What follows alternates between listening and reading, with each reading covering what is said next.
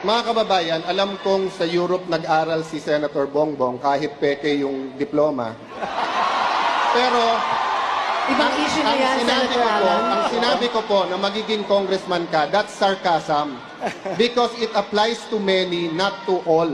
Okay. Kung ako'y naging congressman dahil corrupt, di sana hindi ako sumama sa EDSA 1, EDSA 2, hindi ako lumaban sa corruption ni Binay, hindi ako lumaban sa corruption ni Arroyo. But Senator Marcos, nasaan ka pag corruption ang pinag-uusapan? Di ba? Wala ka sa hearing. Sabi mo kanina, Senator Marcos, matagal tayong magkapartido, bakit ngayon lang bringing up?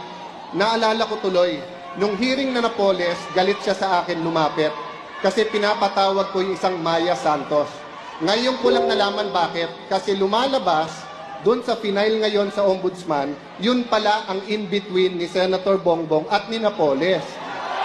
All right, this will be the last word on corruption. Senator Marcos, a final statement from you, and then we need to move on. Maybe let's repeat that question because that was a question before the break, Senator Marcos. Bakit daw hindi kayo nagpapakita tuwing hearing sa corruption, sir? Dahil maliwanag na maliwanag sa akin na ang kanilang ginagawa ay hindi anti-corruption, hindi pamumulitika. Hindi po ako sasama sa ganyang klase.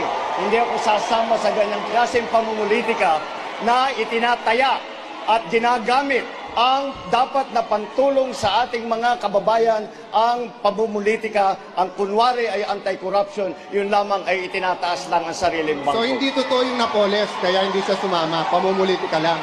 So hindi totoo yung sa Binay, kaya hindi siya sumama. Or gusto mo kasi sanang maging Vice President ni Binay, kaya ka hindi sumama sa hearing laban kay Binay. Senator Cayetano, sandali lang po. Okay. Pwede ko pang ilan. Hindi.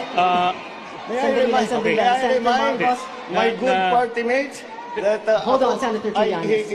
hindi sa dahil gusto ko sumama maging Vice President. Kinumbidahan po ako ng ating Vice President na maging running mate niya at hindi ako sumama. Okay. Paano yan ang magiging dahilan? All right. I'm sorry, Senator Cayetano. Okay. After the hearing, lumabaho na yung Binay. Hindi lumabango pa si Binay. Nabubuhol na si Senator Alan sa sarili ng mga salita.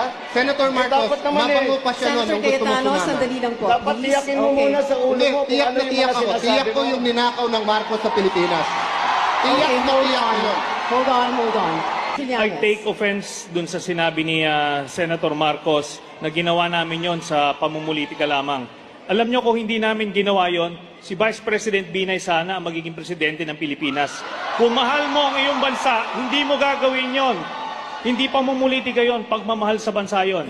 Plus, marami kaming nirisk. Hinaras kami, binastos kami, at tinakot kami. Yun ang pinagdaanan namin dun sa paglaban namin kay Binay. All right, let's move on.